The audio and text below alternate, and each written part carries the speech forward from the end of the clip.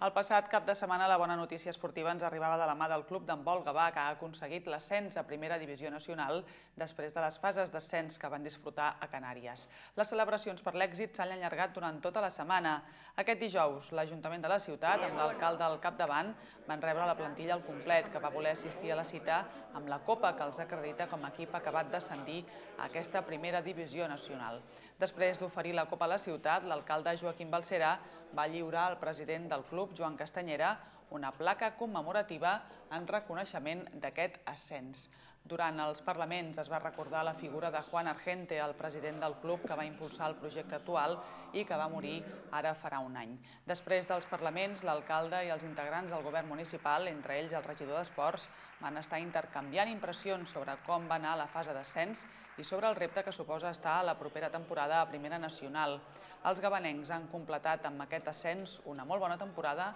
en la que han quedat segons a la Lliga regular, un fet que els ha permès, després de 22 anys, jugar de nou aquestes fases d'ascens.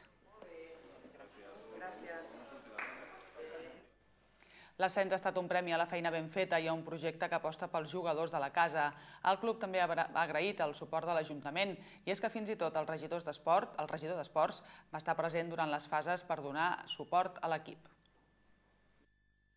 La veritat és que molt agraïts pel tracte dispensat per l'Ajuntament, en tot moment ens han fet costat i és el que deia ara fa un moment, que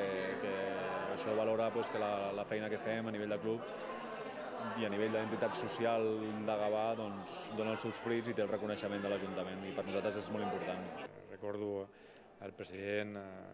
Argente que malauradament ens va deixar, que un dia a una reunió al despatx em deia tornarem. I jo crec que en aquest sentit el handbol a la ciutat sempre ha tingut una història i ha tingut uns resultats magnífics i aquesta voluntat col·lectiva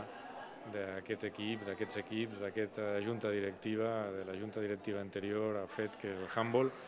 estigui en la Primera Nacional i avui el que hem volgut amb aquest senzill recepció i homenatge és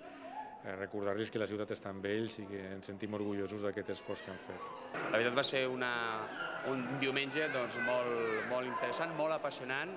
de molt sentiment, perquè veure aquests jugadors,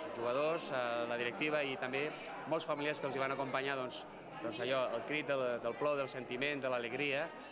certament és per viure-ho.